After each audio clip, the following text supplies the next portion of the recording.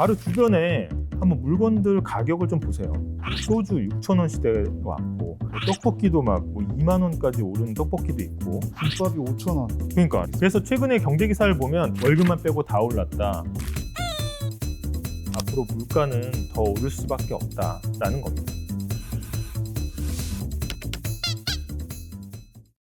요새 기름값 비싸잖아요, 우리도. 8개월 전에는 1,600원대였는데 지금은 얼마입니까? 지금 2,200원이 넘었죠. 휘발유 기준으로. 전체 원자재 가격에 코로나처럼 전염이 돼서 니켈, 그다음에 구리 이런 금속뿐만 아니고 뭐 밀이라든지 이런 식료품에도 이 전이가 되거든요. 기름이 왜 전체로 전이가 되는 거예요? 자, 공장을 하나 예를 들어보면 이 기름값이 올라가고 원자재 값이 올라가면 실제로 물건을 만들어 팔 때 비용이 올라가잖아요. 물건값이 올라가면 사람들이 잘 안 사니까. 그럼 거기에서 일하는 직원들의 월급은 어떻게 줘? 소득도 줄어드는 거죠. 전체적인 경제 엔진이 서서히 꺼질 수도 있다는 거죠. 자, 이렇게 수요는 있는데 물건 공급이 잘 안 돼가지고 생산이 잘 안 되는 현상을 부정적 공급 충격이라고 합니다. 자, 이렇게 부정적인 공급 충격이 길어지면은 경제에 어떤 영향을 미치게 될까요? 자, 저 멀리 중동 전쟁이 일어나면서 기름 한 방울 안 나는 우리나라에도 바로 오일 쇼크가 찾아왔습니다. 기름을 생산하는 국가들이 기름 생산을 줄이기 시작한 거예요. 그러니까 수입 수출로 먹고 사는 우리나라 같은 경우에는 이 국제 원자재 대표 주자격이라고 할 수 있는 국제 유가가 뛰면서 큰 타격을 받은 거죠. 에스컬레이터 대신 계단을 이용해야 했습니다. 상용이 금지됐고 야간 경기가 없어졌습니다.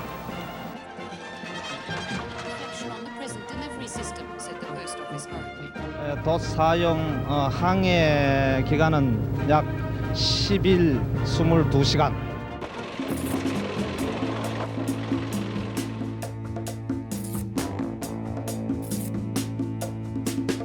이 석유가 부족하니까 당장 공장도 멈춰 서게 되고 직원들 월급 주기도 어려워지겠죠. 이 가뜩이나 소득은 줄고 있는데 또 물가는 원자재 가격이 오르면서 폭등하게 될 수밖에 없습니다. 그렇게 되면 누가 가장 피해를 볼까요? 하루 벌어 하루 먹고 사는 서민들에게 직격탄일 수밖에 없겠죠. 지금 결혼한 지 2달 됐는데 노력을 해본 결과 그게 지금 저축이 한 2만 원 됐어요. 그게 참 어려울 상 싶어요. 우리의 조명 실태가 전반적으로 부실한 것은 두말할 것도 없이 경제적으로 여유가 없다는 점과 밝게 살고 싶은데요. 비용이 너무 많이 들고 그러니까요. 보통 때는 형광등을 이렇게 켜놓고 쓰고 있어요. 이 결국 오일 쇼크는 기름 아껴 쓰기로 시작돼서 중산층 몰락으로까지 이어졌습니다.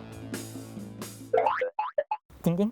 만약에 소비자 물가 상승률이 4%다 이렇게 얘기하면 기본적으로 우리 월급도 3%는 올라야 현 상태가 계속 유지가 되는 거잖아요. 근데 실제 월급은 그렇게 잘 오르지 않는다는 거죠. 내 월급만 빼고 다 오르는 상황, 이 상황을 이 경기 침체를 뜻하는 스태그네이션, 물가 상승을 뜻하는 인플레이션 합쳐서 바로 스태그플레이션이라고 부릅니다. 물건값이 오르면 물건 점점 적게 사겠죠.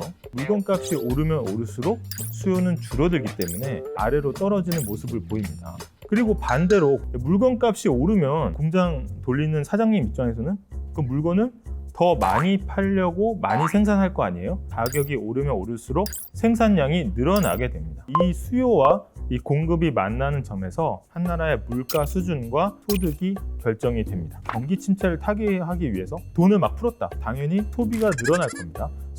소비가 늘어나면 물건을 사려는 수요가 늘어나겠죠. 수요 곡선이 오른쪽으로 위로 이동하면서 물가는 오르고 생산량도 늘어나게 됩니다. 그러니까 소득과 물가가 함께 오르는 거죠. 이 상황은 경제가 활성화되면서 자연스럽게 나타나는 현상이에요. 반면 생각해 봅시다. 원자재 가격이 올라서 사장님들 입장에서 공장을 잘 못 돌린다고 했잖아요. 그러면 공급이 줄어들겠죠. 공급 곡선이 왼쪽으로 올라가면서 바로 물가는 오르는데 소득은 주는 엎친 데 덮친 격인 상황이 오게 되는 거죠. 궁금? 이번에 우크라이나 전쟁 끝나고 나면 스태그플레이션도 완화될 가능성이 높은가요? 상당 기간 세계 경제에 안 좋은 영향을 미칠 가능성이 크다. 왜냐하면 공산품들 이런 것들은 중국에서 생산했단 말이에요. 그런데 미국하고 중국 사이 안 좋아졌죠. 게다가 러시아는 우크라이나 침공했고 서방 세계랑 등을 돌렸죠. 이렇게 국제 분업이 깨지는 거예요. 앞으로 물가는 더 오를 수밖에 없다라는 겁니다. 그러면 이런 상황에서는 어떻게 해야 되나요, 우리는? 첫 번째로 돈을 은행에서 빌린 사람들 같은 경우에는 이자로 돈이 다 나갈 수가 있거든요. 금리를 다시 한번 꼼꼼하게 점검을 해볼 필요가 있습니다. 두 번째로는 현금만 들고 있는 거는 좋은 전략이라고 볼 수가 없습니다. 관련 ETF 상품들이 나와 있기 때문에 주식을 사듯이 사고 팔수 할 수가 있다. 그러면 성장주보다는 가치주 쪽으로 분산 투자를 해놓으면 자기의 자산을 장기적으로 안정적으로 지킬 수 있다는 겁니다. 이 분산 투자에 대해서는 딩딩경제 5강까지도 충실하게 설명한 게 있으니까 여기 딩딩? 일단 젊은 세대들이 학비도 비싸지, 먹고 쓰고 입는 비용도 너무 비싸다 보니까 지금 저축한다는 건 사실 엄두도 내지 못하고 현상 유지만 하는데도 굉장히 어려운 거예요. 자기 꿈을 위해서 뭔가 한다거나 하는 게 더 어려워질 수 있겠죠. 그러면 굉장히 큰 상처를 남길 수가 있다. 이런 상황에서는 최대한 우리의 자산을 이 술술 새어나가지 않도록 일단 지키는 게 굉장히 중요하다. 오늘 수업은 여기까지 하겠습니다.